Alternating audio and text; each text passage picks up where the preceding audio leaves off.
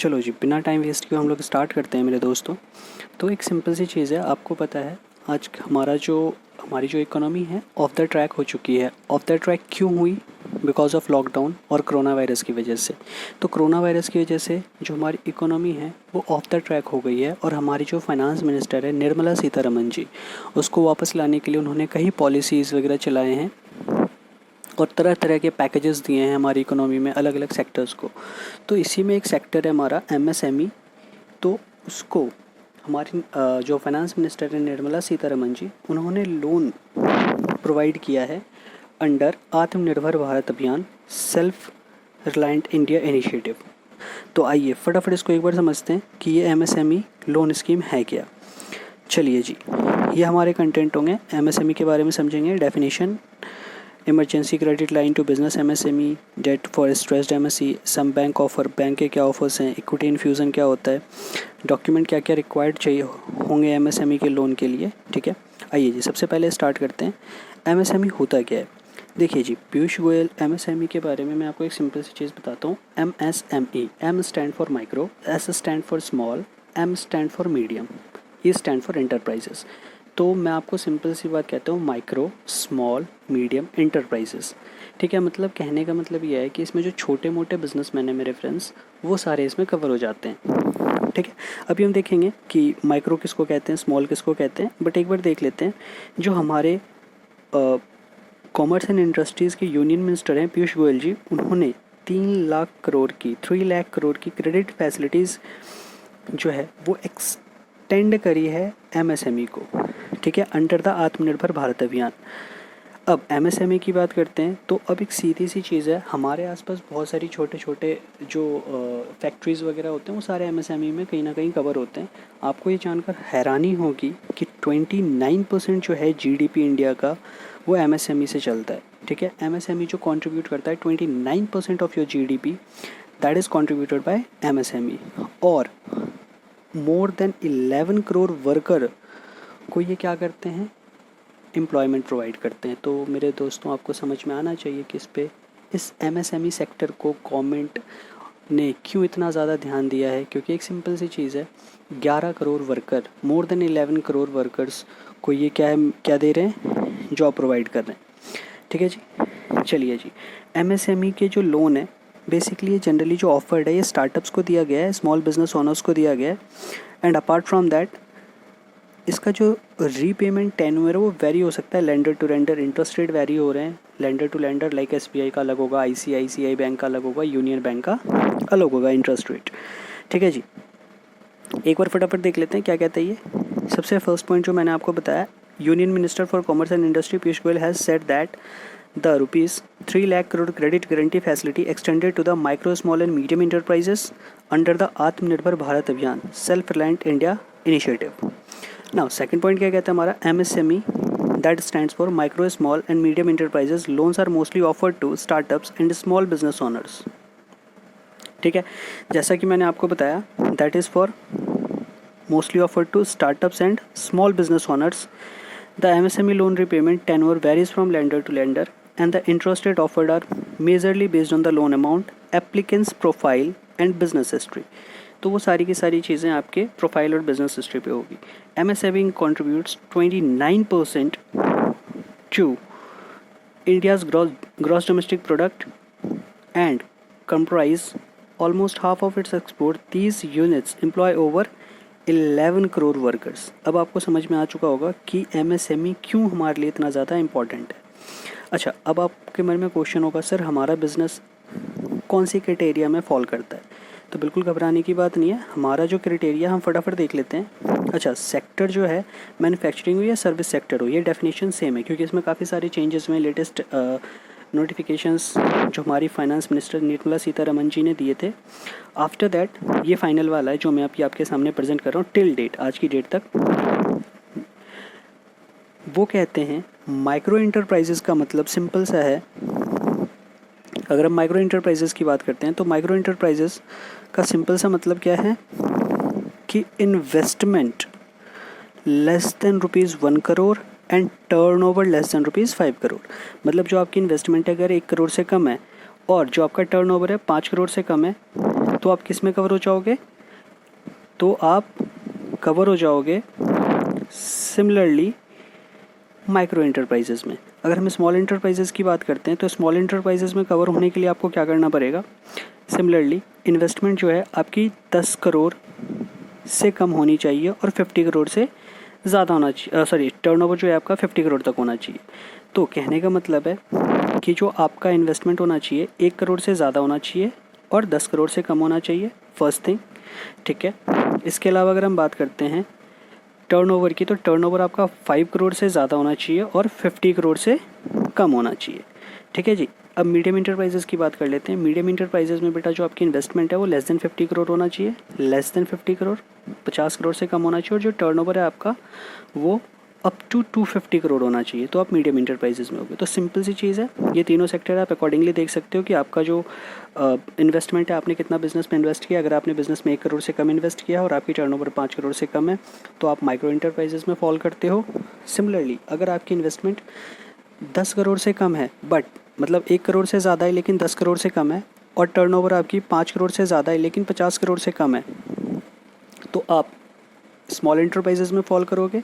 और इसी तरह अगर आपकी इन्वेस्टमेंट जो है वो 10 करोड़ से ज़्यादा है लेकिन 50 करोड़ से कम है, और जो टर्नओवर है आपका 50 करोड़ से ज़्यादा है और 250 करोड़ से कम है, तो आप मीडियम इंटरप्राइजेज़ में फॉल करोगे, ठीक है।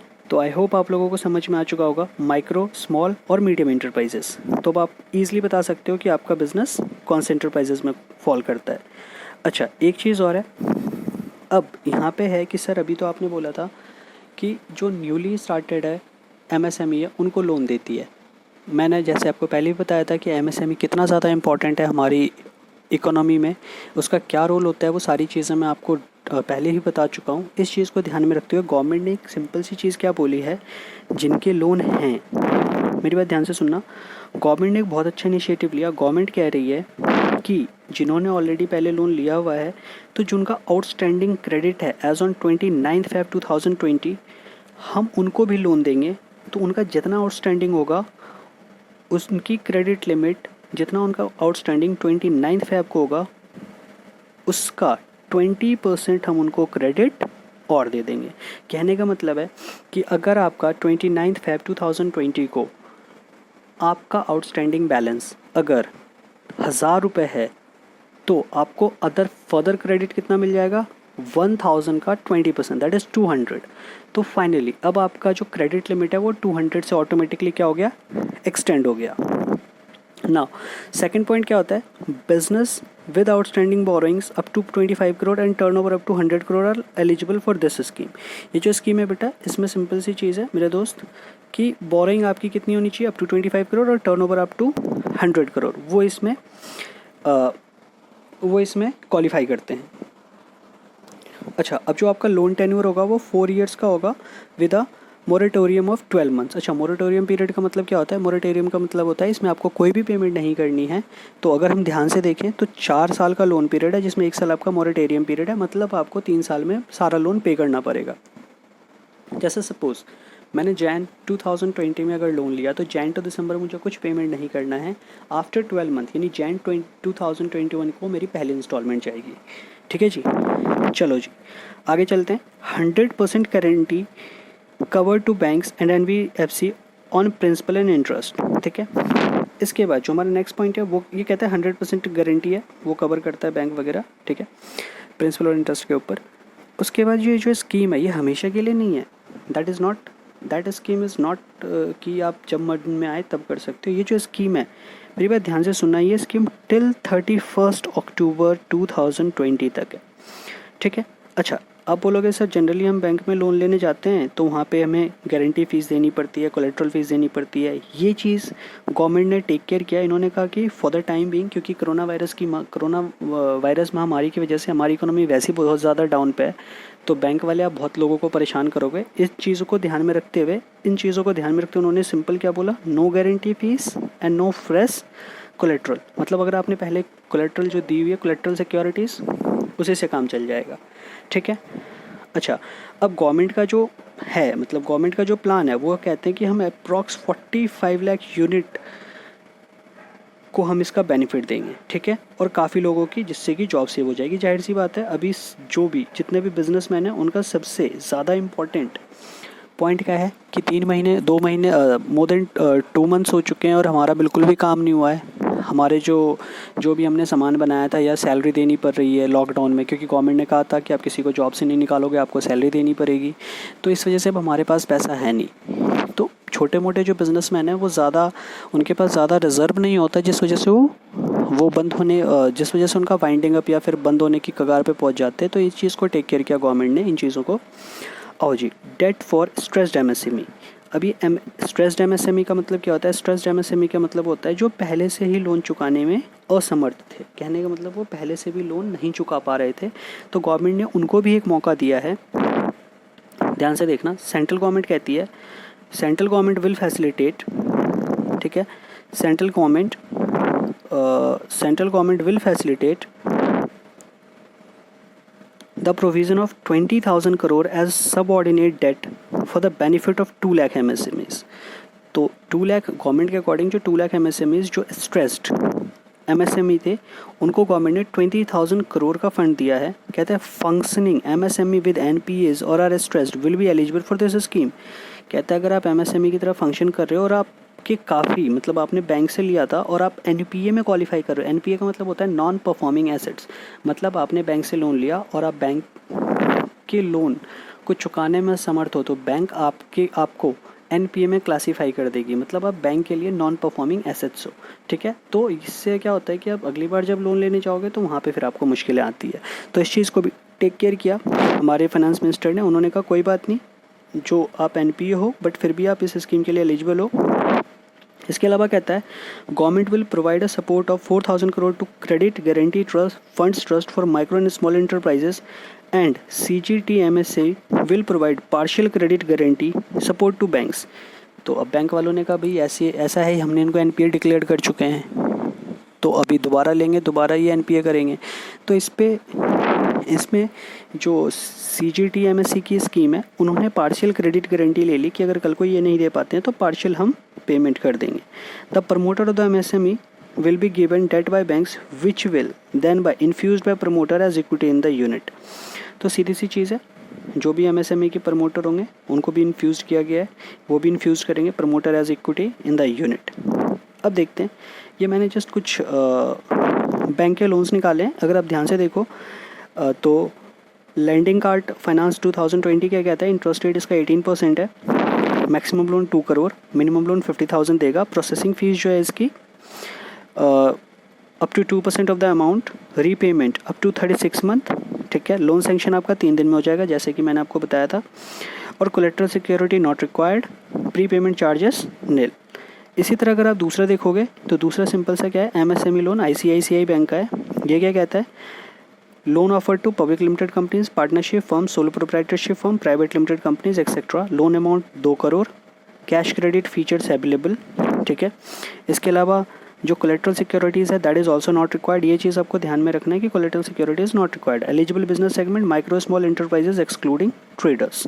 तो इन्होंने, अब मैंने आपको पहले बताया था कि जो लेंडर हमारा बैंक है, bank to bank policy depend करती है, ठीक है, किसको, अब बैंक अपने आप डिसाइड करेगी मुझे किसको लोन देना है, किसको लोन नहीं देना है। अच्छा, बजाज फिनसर्व में है interest rate 18% onward, processing fee 3% of loan amount, loan max up to 60 months, आपको मैक्सिमम 60 मंथ्स यानी 5 साल के अंदर पेमेंट करना पड़ेगा। और जो आपका लोन अमाउंट है मैक्सिमम 30 लाख दे रहा है, loan sanction with in 24 hours, ठीक है। Collateral securities not required. तो अब आपको सिंपल सी चीज़ है, मैं अगर आपको बताऊं, मैंने आपको 3 डिफरेंट बैंकों की जो क्रेडिट पॉलिसीज़ थी वो बताई है। वहाँ से अब आपको समझ में आना चाहिए कि ज़रूरी नहीं है कि सब बैंक का इंटरेस्ट रेट MSME से सेम चार्ज करें। That is totally depend on lander institutions, कि वो जैसे भी जो भी उनका अपनी क्राइटेरिया होगा उस क्राइटेरिया में अगर आप फॉलो करते हो तो आपको लोन देगा, और इंटरेस्ट रेट जो भी अकॉर्डिंगली वो आपको चार्ज करेंगे। तो ऐसा नहीं है कि आप भी जाओगे और स्टिल आप ICICI के पास गए तो आपको वहीं से लोन लेते हो। As a very good businessman आपको 4 जगह, 5 जगह, 6 जगह, 10 बैंकों में जाना है, 10 लैंडर से पता करना है, जिसका भी रेट ऑफ इंटरेस्ट कम होता है हम जनरली लोन उससे लेते हैं। चलो आगे आओ जी फटाफट। अब ये है इक्विटी इन्फ्यूज़न। तो गवर्नमेंट ने जो एमएसएमई की हेल्प करना एमएसएमई को जो हेल्प करना चाहती है वो इक्विटी इन्फ्यूज़न के थ्रू करना चाहती है, थ्रू फंड्स ऑफ फंड्स। तो सिंपल सी चीज़ है, ये यूनियन बजट जो आया था Feb 2020 1 Feb 2022 को, तो इसमें यूके सिन्हा कमेटी जो है इन्होंने रिकमेंड भी किया था FOF कि एमएसएमई की जो हम हेल्प करेंगे थ्रू इक्विटी इन्फ्यूज़न, ठीक है। अब इसमें क्या होता है कि जब इक्विटी इन्फ्यूज़न का होता है कि गवर्नमेंट इसमें इक्विटी इन्फ्यूज़ करती है, ठीक है। तो इक्विटी इन्फ्यूज़न के थ्रू जो एमएसएमई है वो अपना साइज़ एक्सपेंड कर सकती है, कैपेसिटी एक्सपेंड कर सकती है, ठीक है।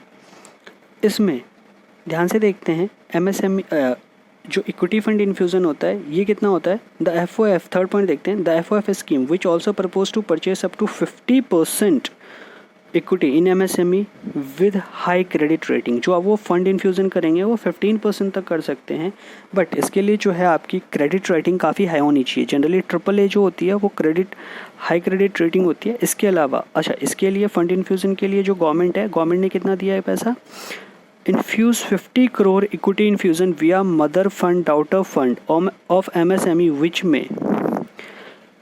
विच में the sector come back on its feet.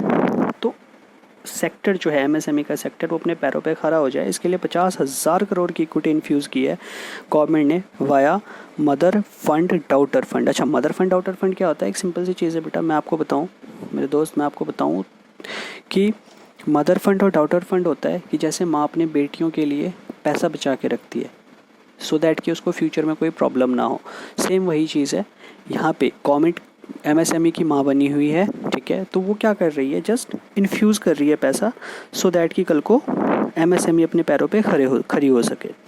चलो जी, फटाफट थोड़ा सा आगे और चलते हैं। अच्छा, अब यहाँ पे कुछ चीज़ें हैं, डॉक्यूमेंट्स रिक्वायर्ड, कि कौन कौन से डॉक्यूमेंट्स आपको रिक्वायर्ड है। फॉर्म, ठीक है, आइडेंटिटी प्रूफ में आप passport, driving licence, PAN card, voter's identity card, ये सारी चीज़ें दे सकते हो।